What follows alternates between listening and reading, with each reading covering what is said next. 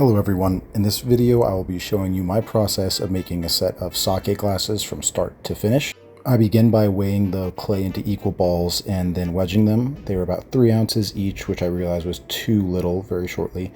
I wet the bat, center the clay, press it in to make sure it's stuck, and then I run my finger along the edge to seal it. Next I want to create some slips, so I wet my hands and run them over the clay. See the slip accumulating on my hands. Then I begin to cone up and down to get the clay to an even consistency and to get it properly centered. Here the clay is pretty much centered. I'm just getting it to a size I like and cutting off the bottom. Then I open up the well in the middle and begin to open it outwards while flattening it with my fingers.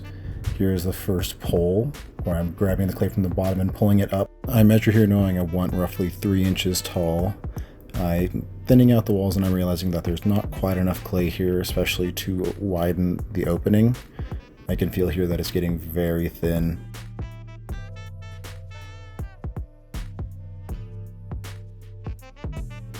During that process, the lip got a little wonky, so I tried to cut it off. The walls were too thin to even cut it off.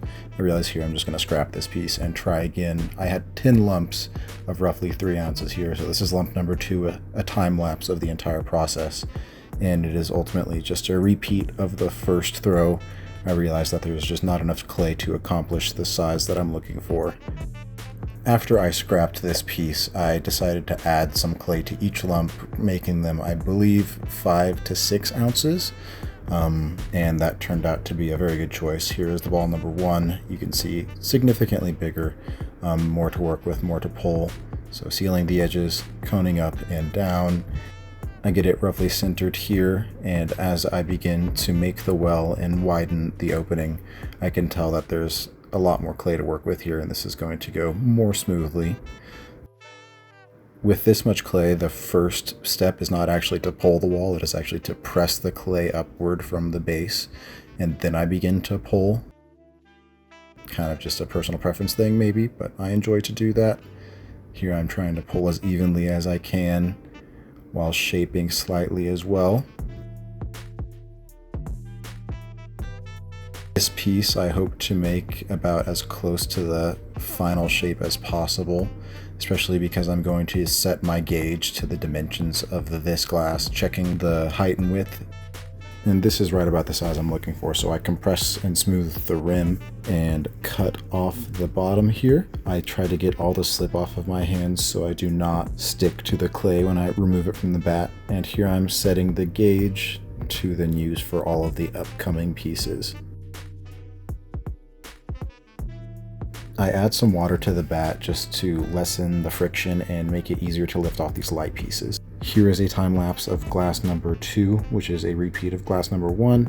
I am trying to set the wall thickness with at most 3 pulls and then begin shaping using the gauge to determine where I stop for the height and width.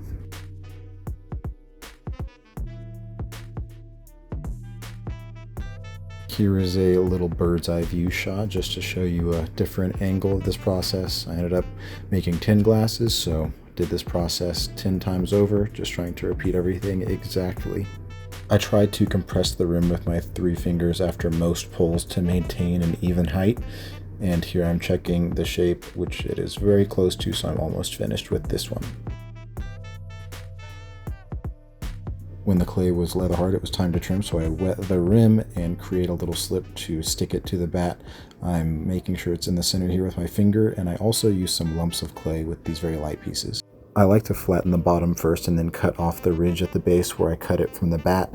There's not much trimming to do on these small pieces, so I mostly just flatten it out, cut the foot, and then begin to remove the excess in the center. I then lightly wet the piece with a sponge and use a plastic rib to burnish and smooth all the surfaces. Use my fingertip as well when needed, and the very center. I tried a variety of signatures, so here's one with the needle. Here the glasses just came out of the bisque fire, where I like to sand the rim and smooth them out. The bisque firing process partially vitrifies the clay, meaning that it will no longer break apart when submerged in water, so I clean off the kiln dust. Then I wax the base where I do not want the glaze to stick, otherwise it will stick to the kiln shelf. You can see here, the whole bottom is waxed. Once the wax is dried, I dip the first 4 glasses into this base coat, then the second 4 glasses into this green base coat, and then the last 2 glasses into what will be a bluish gray base coat. After I dip the glasses, I clean the bottom with a sponge and set them gently onto the table, and after they have dried, I clean up the surfaces to allow for a overcoat, which will cause a dripping effect after they have been glazed. So you can see here I dip them about 1/3 of the way. I then clean and even all of the edges and surfaces. You can see here what the final products are ideally going to look like. A couple I messed up on you'll see at the end when I showcase these pieces. After the glaze fire, I sand the bases of these glasses with varying coarseness of diamond grit sanding pads, and I also dry them off. So a couple of little fuzzies from these white towels, but you can see here, these are the first 4 with the green base coat, and then that bluish gray base coat, as well as some dripping overcoats. The first one here has my stamp as a signature, and you can also see the inside with a little glaze for the added touch. And I personally prefer these 4 colors. I really like the blue drip over the yellow, the light and the dark blue, and then the grayish piece in the middle with that turquoise drip.